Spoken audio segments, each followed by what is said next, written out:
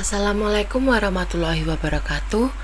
Perkenalkan, nama saya Raden Ajeng Radina Surat Astani Tiara Putri, nomor absen 12, kelas 12 OTKP 2. Di sini, saya akan mempresentasikan materi saya, yaitu kegunaan kas kecil bagi UMKM.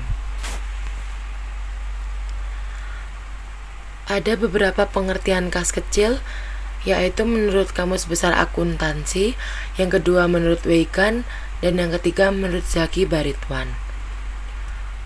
Pengertian kas kecil menurut Kamus Besar Akuntansi adalah sejumlah uang tunai atau kas yang disediakan untuk melayani pembayaran keperluan perusahaan yang rutin dan meliputi jumlah yang relatif kecil.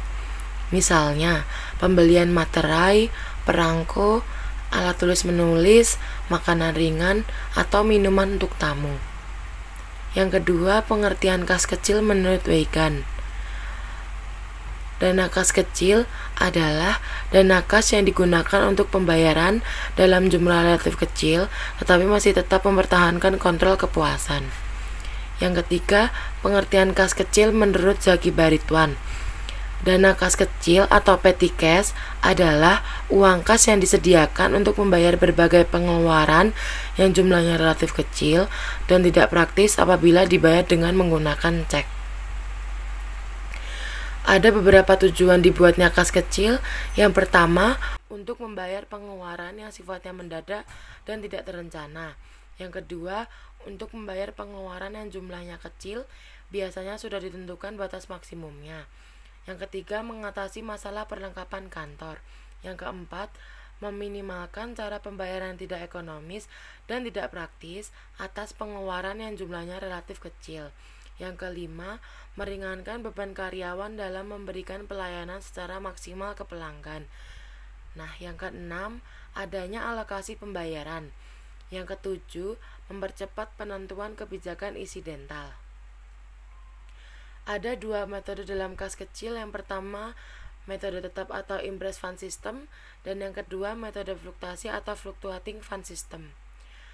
Metode pencatatan kas kecil yang pertama ialah metode tetap atau impress fund system, yaitu pembukuan kas kecil dengan jumlah nominal yang selalu sama.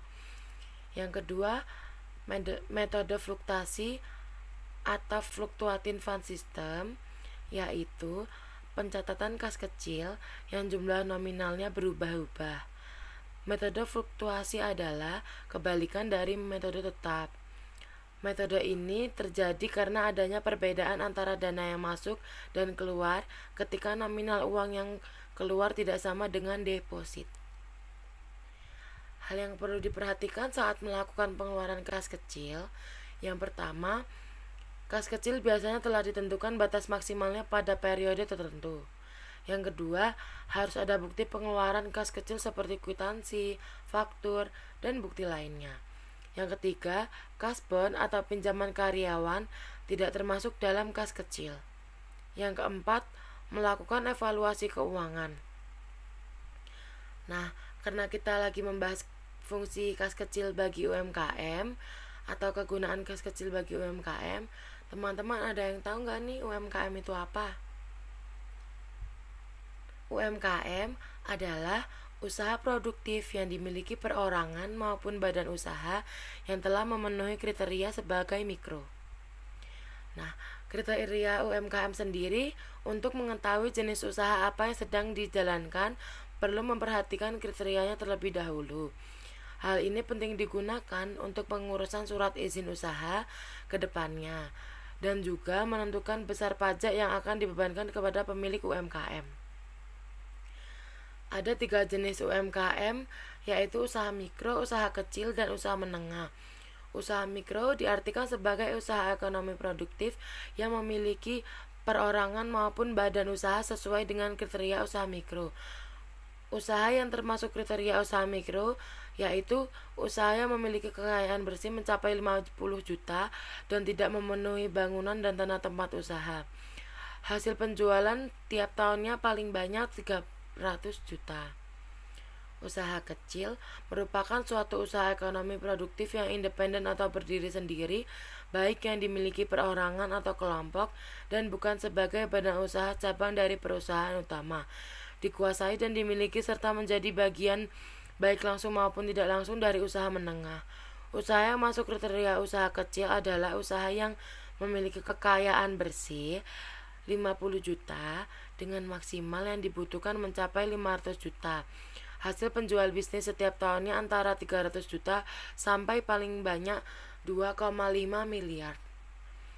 Usaha menengah yaitu ekonomi produktif dan bukan merupakan cabang atau anak usaha dari perusahaan pusat serta menjadi bagian secara langsung maupun tak langsung terhadap usaha kecil atau usaha besar dengan total kekayaan bersihnya sesuai yang sudah diatur dengan peraturan perundang-undangan. Usaha menengah sering dikategorikan sebagai bisnis besar dengan kriteria kekayaan bersih yang dimiliki mencapai 500 juta hingga 10 M dan tidak termasuk bangunan dari tanah tempat usaha. Hasil penjualan tahunnya mencapai 2,5 M sampai dengan 50 miliar.